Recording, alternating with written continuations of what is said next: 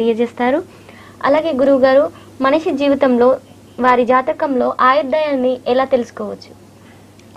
చాలా మంచి క్వశ్చన్ అడిగారు.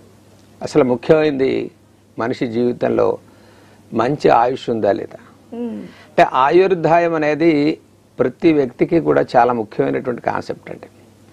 కాబట్టి జ్యోతిష శాస్త్ర రీత్యా అసలు ఆయుష్ అనేది లేకుండా వాడు ఎన్ని యోగాలున్నా కూడా అవసరం లేదు. కాబట్టి ముఖ్యంగా కావాల్సింది జననీ జన్మ సౌఖ్యానాం వర్ధనీ కుల సంపదాం పదవీ పూర్వ పుణ్యానాం లిఖ్యతే జన్మపత్రిక. పుట్టిన వెంటనే కూడా శిశువుకి ఆ జననకాల పత్రిక అనేది వేస్తాం. ఎందుకు వేయాలి? అసలు జననకాల పత్రిక అంటే ఈ జ్యోతిష శాస్త్ర ఆధారంగా ఏం తెలుసుకోవచ్చు మనకు బెనిఫిట్స్ అంటే, సహజంగా శిశువు పుట్టగానే మనం ఏం చూస్తామండి? యోగాలు చూస్తామా, వారి యొక్క మంచి తత్వం చూస్తామా, మానసిక స్థితి చూస్తామా, కుటుంబ స్థానం చూస్తామా అంటే ఇవేమీ కాదు. ఆరోగ్యం, ఆయుష్. శిశువు పుట్టగానే ముఖ్యంగా వారికి ఆయుష్ ఎలా ఉందనేది చూస్తాం. కాబట్టి అసలు ఆయుష్ స్థానం అనేది జ్యోతిష్ శాస్త్రరీత్యా చాలా ముఖ్యమైనది. అందుకనే జన్మలగ్న రీత్యా అష్టమ స్థానం ఆయుష్ స్థానం అనేది జ్యోతిష్ శాస్త్రం. కాబట్టి 8వ స్థానంలో ఎక్కువ పాపగ్రహాలు కానీ, అష్టమ స్థానగతులైనటువంటి రాశ్యాధిపతి, అష్టమ స్థానాధిపతి, అష్టమ స్థానాధిపతి కూడా పాపగ్రహతులు అయ్యుండి పాపగ్రహాల యొక్క వీక్షణ వల్ల ఆయుష్ క్షీణమయ్యేటువంటి అవకాశం ఉంటుంది.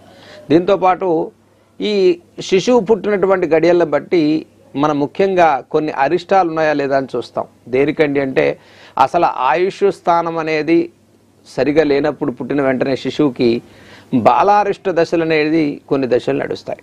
అంటే అష్టమ స్థానంలో ఉన్నటువంటి పాపగ్రహాల యొక్క దశలతోనే జాతకుడు పుట్టినప్పుడు ఆయుష్ చాలా క్షీణంగా ఉంది, ఈయనకి మృత్యుంజయ హోమాన్ని కానీ, నక్షత్ర జపాన్ని కానీ, గ్రహశాంతిని కానీ చేయండి అని చెప్తాం. అలాంటి సిచ్యువేషన్ వచ్చినప్పుడు మనం భయపడాల్సిన అవసరం లేకుండా ఆ శిశువు ఆయుష్ స్థానం బాగా కాస్త హీనంగా ఉండి ఇబ్బందులు ఉన్నప్పుడు అన్నిటికన్నా అల్టిమేట్ అయిన దైవబలాన్ని ఆశ్రయించి ఖచ్చితంగా గ్రహశాంతులు మీరు చేసుకుని ఆ పరమేశ్వరుడైనటువంటి మృత్యుంజయుడిని ఆరాధన చేయటం వల్ల గ్రహగతుల్ని అధిగమించి పూర్వజన్మ సుకృత దుష్కృతాల వల్ల మానవుడు జ్యోతిష శాస్త్రరీత్యా ఈ గ్రహశాంతి వల్ల బయటపడి ఈ ఆయుష్ స్థానం అనేది బలపడటానికి అవకాశం ఉంది. అలా జరుగుతుందండి, జరుగుతాయి.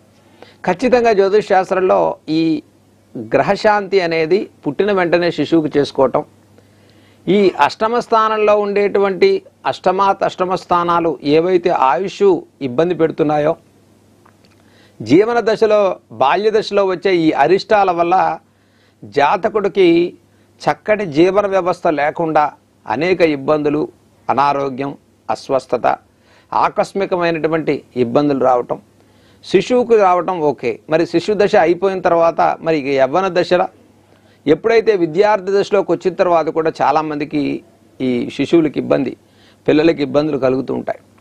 అలాంటి ఇబ్బందులు వచ్చినప్పుడు మనం భయపడకుండా అసలు వారి నక్షత్రం ఏమిటి, వీడు రాశి ఏమిటి, వీడు పుట్టిన తర్వాత ఇటువంటి ఇబ్బందులు కలుగుతున్నాయి, దీన్ని అధిగమించడానికి మనం అసలు వీరి జాతక ప్రభావం ఏ రకంగా శిశువు మీద చూపిస్తుంది అనేది ఒక్కసారి మనం చూసుకోవాల్సిన అవసరం ఉంటుంది. ప్రతి ఒక్క శిశువు యొక్క జాతకాన్ని పుట్టిన వెంటనే ఆయుష్, ఆరోగ్యం ఇందాక మీరు అన్నట్టుగా ఇవి 2 పాయింట్స్ ఖచ్చితంగా చూసుకున్నట్లయితే అసలు నక్షత్ర శాంతి ఉందా, నక్షత్రం మంచి నక్షత్రంలో వీరు జన్మించారా, ఆ నక్షత్ర ప్రభావం శిశువు మీద ఎంతవరకు చాలా మంచి జరుగుతుంది, వీరి జీవితంలో ఎటువంటి విద్యా విధానంలో ముందుకు వెళ్తారు, ఎటువంటి అభివృద్ధి కలుగుతుంది, ఇవన్నీ కూడా శిశు దశ అయిపోయిన తర్వాత అంటే ఎప్పుడైతే విద్యార్థి దశలోకి వస్తారో 12 సంవత్సరాలు 9 సంవత్సరాల తర్వాత నుంచి జ్యోతిష శాస్త్రరీత్యా వారి యొక్క పూర్తి జాతకాన్ని మనం వివరణ అనేది చెప్పడం జరుగుతుంది. అంటే ఆ 12 సంవత్సరాలు దశ ఎప్పుడైతే స్టార్ట్ అవుతుందో అక్కడి నుంచి కావాల్సినటువంటి గ్రహగతుల యొక్క ప్రభావం ఆధారంగా వారి కొన్ని పరిహారాలు చక్కగా చేసుకున్నట్లయితే జీవితంలో చక్కటి విద్యా వ్యవస్థకి మనం అభివృద్ధికి మనం తోడ్పడిన వాళ్ళు అవుతాం. కాబట్టి దానికి సంబంధించినటువంటి ఆయుష్, ఆరోగ్య స్థానం అంటే ఏదైతే జన్మలగ్న రీత్యా 2వ స్థానం ఆరోగ్య స్థానం అంటారు. అంటే కుటుంబ స్థానం, వాక్స్థానం, ఆరోగ్య స్థానం.